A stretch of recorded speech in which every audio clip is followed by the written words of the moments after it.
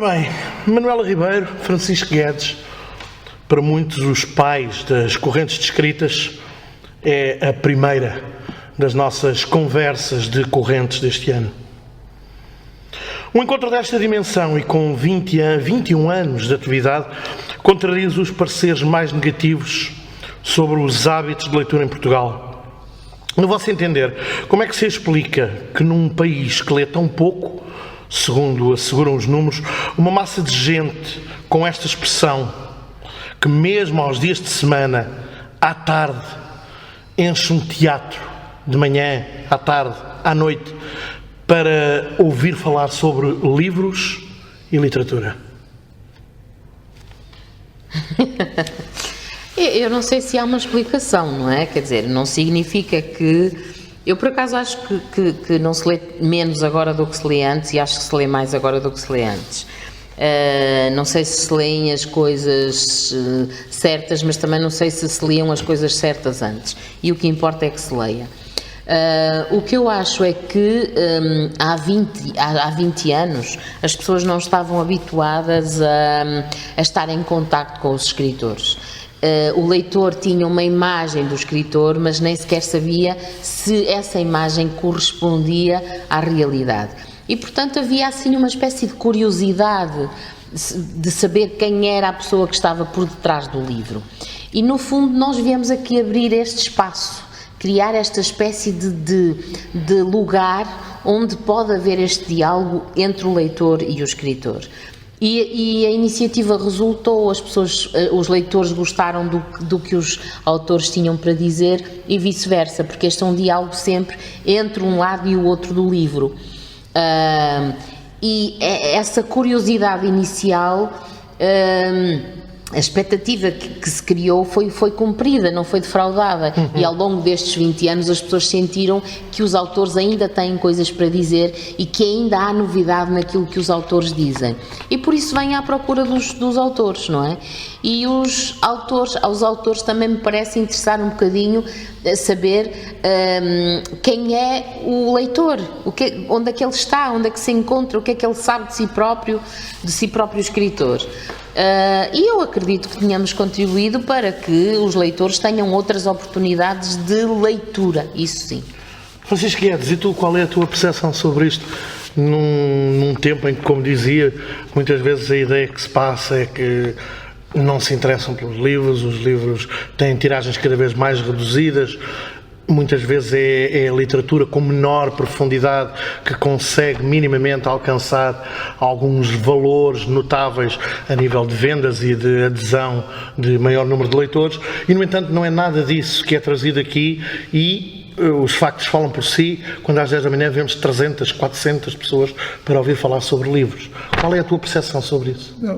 Aquilo que eu acho é que as correntes, felizmente, partindo de um princípio que o importante é ler, trouxeram uma desacralização dos autores. E aí o povo identifica-se com os autores, com os seus ídolos. Agora, aquilo que mais me admira é a persistência das correntes e continuar. Porque essa é que é a vantagem. Cada vez mais, não sei se veio menos, se veio mais, não sei. Não sei se lê mais ou se lê menos. Sei que há o interesse pela leitura, há o interesse de conhecer. E vejo aqui gente de fora, que não é daqui, que vem de longe, que se hospeda aí. Isto é um movimento que, quer dizer, pode ser melhorado? Pode. Só se de manhã, se calhar, vêm mais os reformados, tenho pena que não venham também à tarde mais professores, mais alunos, isso. Mas não sei se esse movimento é possível num país como estamos agora. Este encontro que se assume desde sempre como um encontro de literatura de expressão ibérica, o que é de facto uma designação feliz e que consegue criar um chapéu suficientemente amplo para trazer escritores praticamente de todo o mundo. Uma das características deste encontro é a ausência de tradução. Foi desde o início uma certeza de que isso não prejudicaria o êxito das sessões? Foi um risco? Foi uma aposta?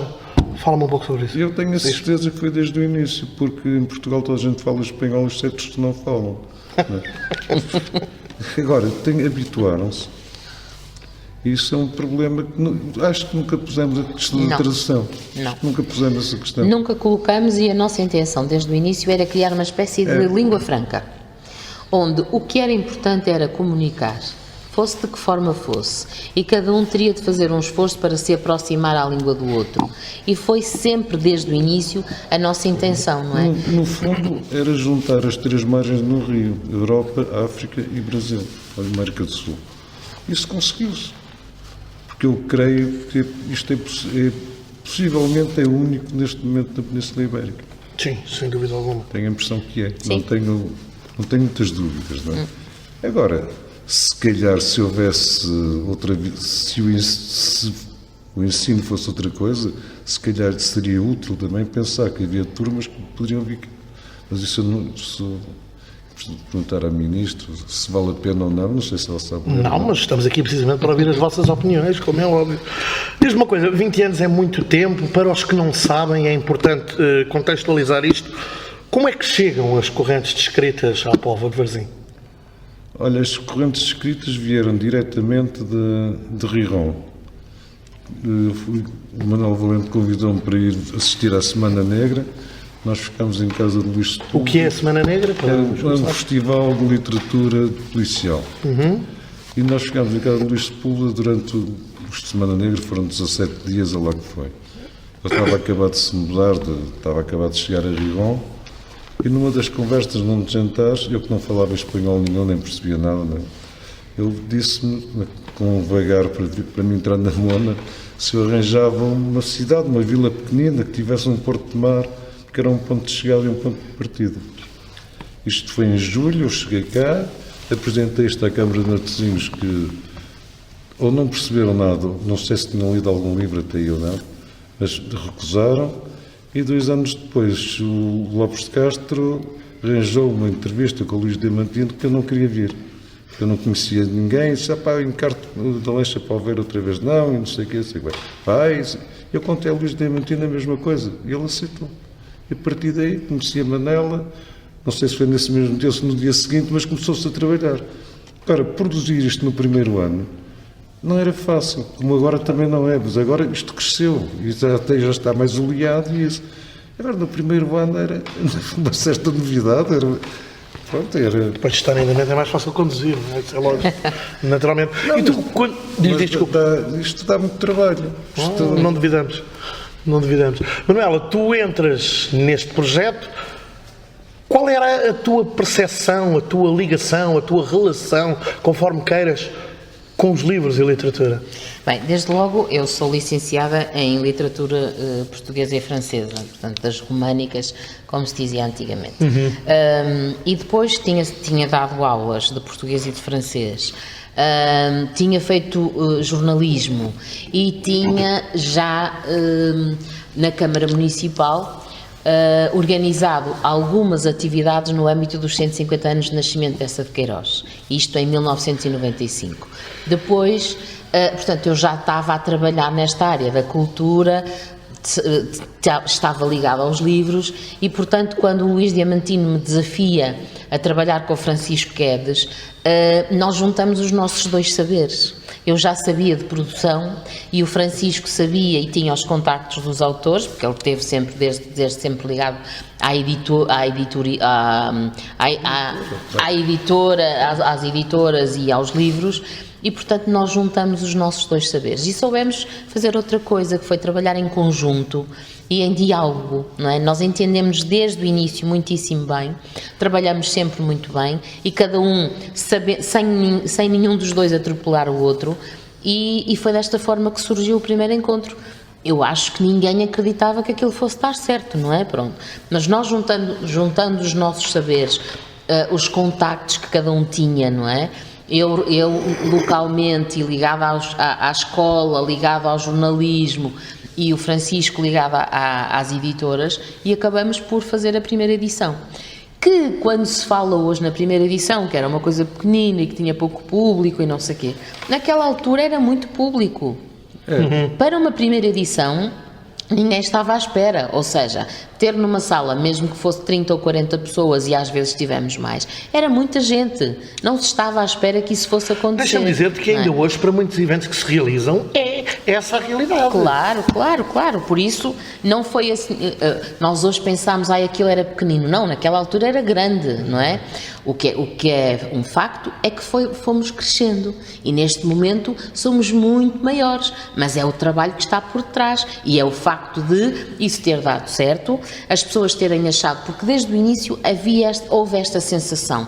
Isto é uma espécie de campo de férias, onde as pessoas estão todas muito bem umas com as outras, e quando se vão embora não querem ir-se embora. Isso vai exatamente ao encontro do que eu te queria perguntar. Há diversos convidados que aqui se encontram anualmente, e é a única vez que se encontram, mas ao mesmo tempo sabem que se vão encontrar aqui. Esta outra faceta de o Correntes de Escritas ter-se tornado numa plataforma onde são colocados exatamente em pé de igualdade, e digo isto em diversos sentidos do termo, escritores, editores, jornalistas, gabinetes de comunicação, agentes literários, integrando-os numa mesma comunidade e depois deixando que cada um atue, digamos assim, a seu bel prazer, cruzando estas suas atividades. Quando é que vocês tiveram a percepção que era este o caminho? Desde sempre. Isso foi desde o início. Nós sabíamos que se vencesse no primeiro ano, a coisa estava feita. Agora, com mais dificuldades, o mundo literário não era assim tão grande quanto isso. E foi a vinda também de escritores de fora, quer do Brasil, quer de Espanha, que chamou as luzes para aqui. Porque o mundo era um bocado literário. Houve pessoas que não acreditaram, houve escritores que foram convidados e não podiam vir. Agora até fazem fila, tiram senha. É como tudo na vida. Não, mas é verdade, porque acho que não estavam habituados a isso. Não, eu acho que para os próprios autores foi espantoso, não é? Eu acho que ainda hoje muitas vezes eu assisto a isso. E essa questão da informalidade, claro, e de vocês deixarem, eu gosto de frisar essa parte porque acho extremamente interessante do ponto de vista de método de operar, digamos. Esta coisa de vocês deixarem os profissionais à vontade e não estarem consequentemente a entrar, a interferir no seu trabalho. Não, vocês criam a logística e agora é com vocês é que sabem o que é que pretendem. É uma grande parte do sucesso disto. Mas, João, a todos os níveis. Porque saem daqui relações profissionais, relações pessoais. Claro, a todos os níveis. Ou seja, quando nós convidamos um escritor, nós damos-lhe um espaço. Não o orientamos. Mesmo que as mesas tenham um tema, o tema é suficientemente abrangente para o autor escolher o seu próprio percurso. Portanto, desde o início que nós acreditamos que a melhor forma de deixar as pessoas agirem é em liberdade, dando-lhes espaço. Mas isso também tem a ver um bocadinho com a minha forma de estar e com a forma de estar do Francisco Guedes. É que nós também somos informais. E, portanto, este encontro acabou por surgir um bocadinho, agora, utilizando aqui uma expressão, sem querer ser pretenciosa, mas à nossa medida, não é? À nossa imagem e semelhança, para utilizar uma expressão. Tudo há uma coisa, são todos iguais aqui. Já cá tivemos o Eduardo Lourenço, o Leo do Ivo, tivemos gente que noutros sítios estão no pedestal e aqui estão perfeitamente como nós. Sim, e integrados da mesma forma. Sim, comer junto às pessoas que eles não conhecem e tal. Exato. E isso é essa cumplicidade que se criou. Sim, até porque eu assisto todos os anos a grandes vultos que são eles próprios que têm de se apresentar. Não há ninguém que os vai apresentar por eles. E isso, do ponto de vista de contacto humano, é muito interessante. Não, e para além disso, há outra coisa que ainda hoje ao almoço estávamos a conversar, que é o importante deste encontro não são apenas as mesas redondas, que são importantíssimas, mas é também o que está para lá dessas mesas redondas, não é? O facto dos autores e dos convidados poderem ficar mais do que um dia, não virem cá debitar a sua mensagem e irem embora. Eles vêm e ficam, e integram-se, e juntam-se, e encontram-se, e conversam. Então, isso permite, faz com que as pessoas não possam sair daqui as mesmas. Esse é o objetivo, é que o leitor não saia o mesmo depois de ouvir o que acontece nas mesas, nos lançamentos de livros, é que os próprios autores não saiam daqui como entraram, que levem alguma coisa. Enquanto nós conseguirmos trazer novidade, isto vai funcionar. Portanto, nós queremos investir nesta liberdade para que haja essa capacidade de inovação, de trazer novas ideias, novas formas de pensar. E por isso juntamos os mais consagrados com os menos consagrados, juntamos os mais velhos com os mais novos e permitimos-lhes a todos que tenham o seu espaço, o seu tempo. O tempo é o mesmo para todos. Que aproveitem esse tempo.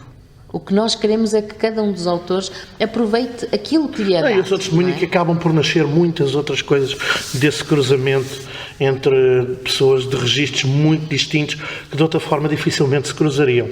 Um outro aspecto também bastante importante é que depois das correntes, ao longo da última década, surgiram vários festivais, um pouco por todo o país, ligados ao livro e à leitura. É inegável a importância das correntes descritas. Como é que vocês olham para esse fenómeno, entre aspas, de ver este mimetismo, essa reprodução, este seguir de exemplo? Eu vejo isso de uma forma feliz. Ainda bem que se aprenderam connosco, ótimo, mas se fizeram isso porque eu acho que é ótimo para o país, é ótimo para as pessoas, para o povo português. Dizia-se que era necessário criar muitas correntes no país todo. Que era a forma de se levar a... Tu próprio tens estado ligado a diversos encontros. Mas exatamente. A ideia era mesmo que houvesse... Agora parece que há 33 festivais. A ideia era um bocado essa. Que houvesse, porque juntar as escolas todas num sítio é impossível. E para mim parece-me que o público interessante são as escolas secundárias. Que eu não sei... Em vez de 33, que haja 333 ou 3.333. A ideia não é que isto fique único. A ideia é que o autor finalmente possa ir aqui e acolá, seja profissional da escrita. Mas isto é utópico, mas de qualquer maneira... E diz-me uma coisa, no teu caso concreto, volto a frisar que tens estado ligado a diversos festivais, a diversos encontros, diversos eventos relacionados com o livro, com a leitura, com autores. O que é que levaste para esses projetos das correntes descritas? Levei a ideia e levei, quer dizer, não posso levar a organização, porque as pessoas não sabem como é que isto funciona, não têm essa ideia sequer, e muitas vezes é que estou a criar um ambiente que seja possível, mais tarde ou mais cedo, tentarem fazer a mesma coisa. Agora, há uma dificuldade. Quem é o interlocutor do outro lado? E esse é o problema. É que aqui tive um vereador que sabia o que é que queria. E do outro lado, às vezes, a conversa bate numa parede e não se sabe nada, não é? E, portanto, tive essa sorte também. E acho que é importante, nesse exemplo, a POV é realmente um marco. Porque os outros, se foram imaginação ou não, isso sai daqui, que os façam bem, mas que não façam um fogo de artifício e depois tenham que apagar. Porque... alguns eu sei que começam e depois começam para ser todos os anos, depois passam a 2, depois desaparecem na poeira do tempo. Eu estou a ouvir e surge-me uma pergunta. Este tipo de eventos só faz sentido, só é viável através de dinheiro público? Eu não sei se é viável ou não. Sei que as câmaras deveriam poder fazer isso e juntar empresas para entrar nisto. Agora, não sei se os nossos empresários estão... Me pergunta, eles leem? É que se calhar não.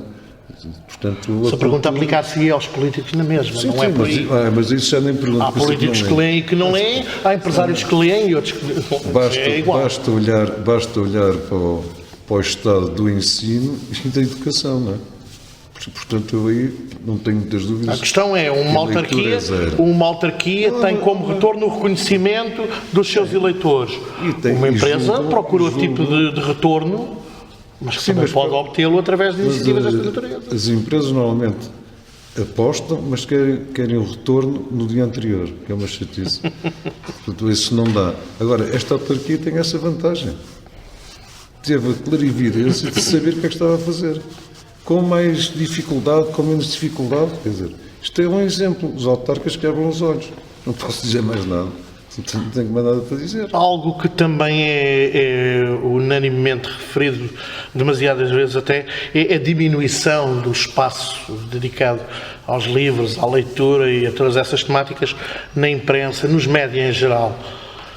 Vocês acham que de alguma forma esta profusão de festivais, de encontros, obviamente que não substitui, mas tem ajudado a colmatar de alguma forma essa falta de espaços onde apresentar os autores, os livros, debatê-los, levá-los até ao seu leitor? Eu acho que sim, até porque se assim não fosse, nem sequer tínhamos um lugar onde os autores pudessem apresentar aquilo que escrevem.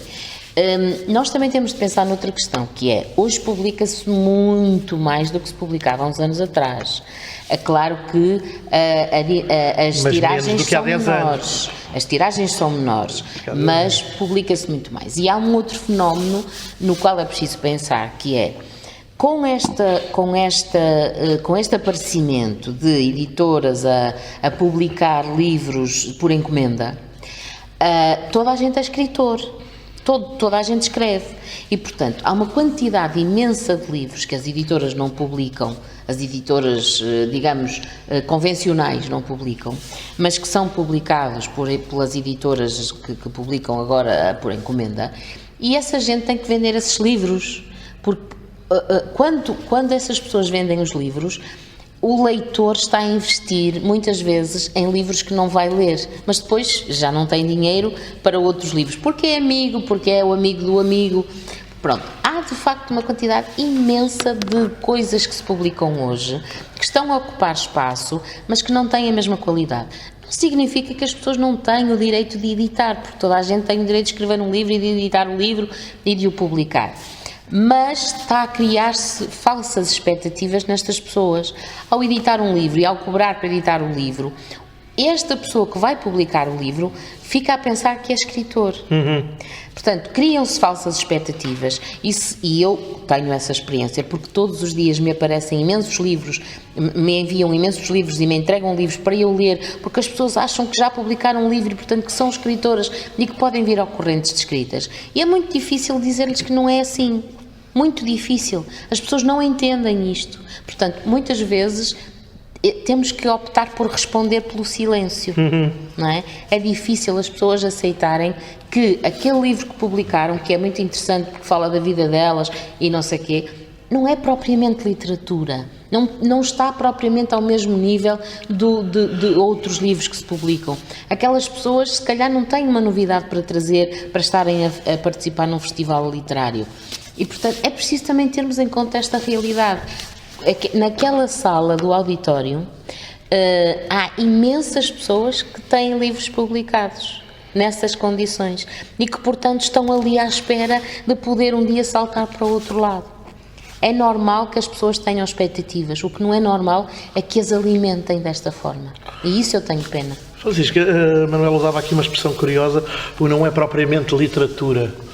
Quando se planeia um festival literário, e dependerá muito de caso para caso, mas como é que se escolhe? Que tipo de escritores se pretende? Para o que se pretende? Como é que se balizam as coisas? Quer dizer, eu penso que o ideal é uma pessoa conhecer parte da obra de quem vai convidar, ou pelo menos ter uma ideia de que é. Agora, é como diz a Manela, eu acho que alguns não vale a pena pôr os eucaliptos abaixo para ter papel. Porque, quer dizer, começa por uma educação, começa por exemplo, os meios. Não temos, este país está na Europa, não tem uma revista literária a sério. Não é? Foram acabando. Os jornais também deixaram de ter recensões críticas. E começa a não haver. Começa a haver uma série de analfabetos a escrever nos jornais também, que também é uma chatice e rebenta realmente com a cultura. Mas, cara, temos que passar esta fase? Talvez. Portanto, isto é cada vez mais útil. Estão aí jornalistas, está aí televisão, portanto, não. Se isto é bom, se isto é bem neurão para a cultura, venha ele. Não tenho muitas dúvidas. Agora, faz falta essas recensões críticas, faz falta a credibilidade outra vez nos jornalistas que faziam recensões críticas, faz. Quer dizer, mas aí eu não posso fazer nada. O público hoje não tem como se orientar. Pois não. Falta Portanto, uma bússola. efetivamente, falta essa bússola. E efetivamente estes festivais, eu acho que há uma procura crescente pelos festivais. E então, é um bocadinho essa bússola que o leitor está à espera de encontrar, porque perdeu todas as referências. E neste momento já não são os jornais, já não são os meios de comunicação social que informam o leitor sobre aquilo que está a publicar, são os festivais. O público, e isso nota-se como o público está numa mesa e se gosta da intervenção de um determinado autor, vai a correr comprar aquele livro. Portanto, o público está a precisar desta informação.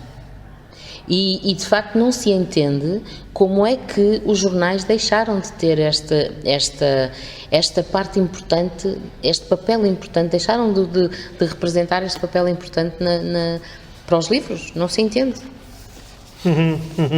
Eu estava aqui a pensar, há pouco falámos da questão dos dinheiros públicos e do capital empresarial. As correntes escritas acabam por ser um bom exemplo de casamento entre dinheiro público e dinheiro privado, não é? Nomeadamente com o apoio do Casino, que tem sido absolutamente fundamental. Mais ou menos. O Casino paga o prémio e, portanto, é um valor significativo. Não é um valor significativo. E esse apoio é garantido. Portanto, todos os anos eu não tenho que me preocupar com essa parte, efetivamente. A revista, eu consigo também arranjar apoios para pagar a revista, menos uma despesa. Exatamente. Portanto, o que os programadores têm de fazer é aproveitar tudo aquilo que podem. Mas muitas vezes, eu interessa-me este aspecto, porque muitas vezes ouço dizer gente relacionada com autarquias que a lei não permite muitas vezes ir buscar os apoios que eles pretenderiam e que seriam então a solução para poder fazer crescer determinados projetos. Há outra forma de fazer as coisas, ou seja, nós não precisamos de receber dinheiro. Sim. Mas se eu tenho uma gráfica, se há uma empresa que é uma gráfica, a gráfica pode fornecer-nos cartazes, portanto, é menos uma verba que eu vou dispensar. Portanto, há outras formas. Eu não tenho efetivamente que receber dinheiro das empresas, mas eu posso receber outro tipo de apoios. O Instituto Cervantes, por exemplo, paga viagens aos autores, é menos uma despesa que eu tenho. A Catalunha esteve cá convidada este ano e eu não tive que pagar a despesa das viagens dos autores que vieram da Catalunha. Portanto, tudo isso são parcerias que não precisam de me entregar o dinheiro. Eu não preciso de fazer a gestão daquele dinheiro. Portanto, efetivamente, as correntes fazem a gestão do dinheiro da autarquia, daquele que está destinado no orçamento para este evento. E as outras coisas, eu não preciso que entre dinheiro no meu orçamento, eu preciso é que ele não saia. Então, eu arranjo forma de conseguir este tipo de apoios desta forma. Não preciso de receber em dinheiro, posso receber em serviços. Que é uma forma de sair do buraco em que as coisas estão. Claro. Mas para as próprias empresas, é mais importante a empresa poder fornecer um serviço do que dinheiro. Sim, num tempo em que se fala tanto da responsabilidade social das empresas, não é? Da sustentabilidade, da cidadania, podem ser palavras vãs, penso eu. Diga uma coisa, já vos aconteceu, obviamente sem nomes, mudarem de opinião sobre um escritor depois de o conhecerem? Assim, de repente, não. Em 21 anos, nunca? Não. Talvez tenha sido ao contrário. Ou seja, mudar de opinião para melhor. Sim. Eu só fiz mudar a pergunta. Ok. Mas eu entendi num sentido. Sim, já. Olha, e por acaso no primeiro ano tivemos aqui um bom cromo. No teu caso pela positiva. Exato, então. agora não, também houve um plano negativo. É quase impossível, não? Eu já nem me lembrava. Sim. Eu lembro-me dos outros, é engraçado. Talvez eu seja mais otimista que tu. É o copo meio cheio ou o copo meio vazio, não é? Precisamente que também era jornalista, não daqui, não da terra, não do Burgo. Escreveu uma crónica vergonhosa sobre a Póvoa. Eu quis convidá-lo no segundo ano outra vez. Não, era uma forma de gajo se retratar. Ele não deu acordo. Mas como sempre nós achamos que as pessoas podem ter a sua opinião. Claro que sim. Talvez por isso não, mas eu digo isto por causa daquela ideia, e isso passa-se não só na literatura, passa-se em relação ao cinema, ao teatro, à música, enfim. Quando as pessoas têm uma grande exposição pública, não é? O que acontece muitas vezes é que temos uma opinião formada sobre ela porque conhecemos o seu trabalho e depois quando conhecemos a pessoa em si, às vezes temos grandes problemas em continuar a conviver com o trabalho, não é? Paulo Quintela dizia, os autores são para se ler, não é para se conhecer.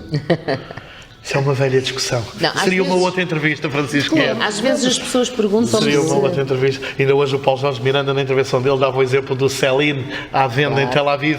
Por isso seria uma outra entrevista. Não, mas às vezes perguntam-me se nestes anos todos eu não tive dificuldades em lidar com os egos dos escritores. E a verdade é que não. Ou seja, não vou dizer que não há egos, há muitos egos. E cada escritor tem o seu ego. O que eu acho é que eu sou muito boa a lidar com egos.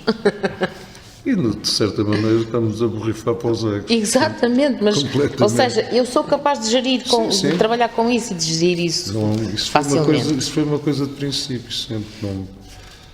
Tens egos, está bem, nós também temos. Não é? Claro. Dizias há pouco que já convidaram autores que recusaram. Sim, sim. E porquê? Sem dizer nomes, mas recusaram. Porque não acreditavam nisto. Por isso, Inicialmente, sim. Inicialmente, sim. Curioso. E até houve afirmações nos jornais, foi porreiro. Não vou a manifestações públicas. Agora, Houve também outras. eu sei. Não, mas, quer dizer, era uma... Mas também houve algumas pessoas que disseram que nunca viriam cá, mas também nunca foram convidadas, portanto. Claro, também não... Isso ok. também houve. Mas Marketeers. Às vezes é uma forma de lá chegar. Um olhar sagaz. Em 21 anos, certamente, o que não vos falta são histórias divertidas. Podem contar uma ou duas daquelas que se podem contar, naturalmente. What happens in Vegas, stays in Vegas, todos sabemos. Mas há uma margem, de certeza, Sim, que há histórias. eu já contei esta mais que uma vez, que para mim foi assim aquela história que eu acho mais... No primeiro ano, a história com o João Valdo Ribeiro, não é? Que o João aceitou, o Francisco Guedes convidou-o e ele aceitou vir cá, na Feira do Livro de Lisboa, e depois, passado um mês ou dois, o Francisco recebeu um fax dele, era em uma altura ainda em que se lidava muito mais com faxes do que com e-mails, e recebeu um fax dizendo, ele mandou para a editora, exato, para entregar ao Francisco. E então, a dizer que afinal não poderia vir, que não estava em condições, E o Francisco trouxe-me um fax muito triste, e eu fiquei igualmente triste, e propus-lhe uma coisa, que foi fazermos de conta que não sabíamos do fax e escrevermos ao João, dizendo que gostávamos muito de saber que ele tinha aceitado vir e que já tínhamos o bilhete comprado e que ele podia levantar o bilhete no aeroporto quando viesse para cá. E a reação do João foi praticamente imediata. Respondeu ao e-mail dizendo: por favor, não me obrigue a levantar o bilhete no aeroporto. Não sabe o que é o aeroporto do Rio de Janeiro. E eu recebi aquele e-mail e pensei, mas ele afinal aceita vir. Foi. Então, imediatamente, eu liguei para a agência de viagens e disse: eu quero um bilhete com estas características, mas olhem, este bilhete tem de ser entregue na casa do escritor, porque eu não vou obrigar a ir ao aeroporto. E a agência perguntou-me se eu tinha a morada e eu dei-lhe a morada. E a morada era na mesma rua onde o escritor morava. Eles tinham uma agência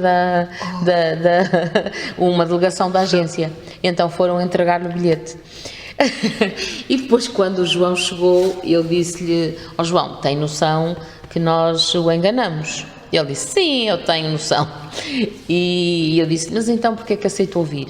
E ele respondeu-me: a sua perspicácia e o seu nome, porque é Ribeiro.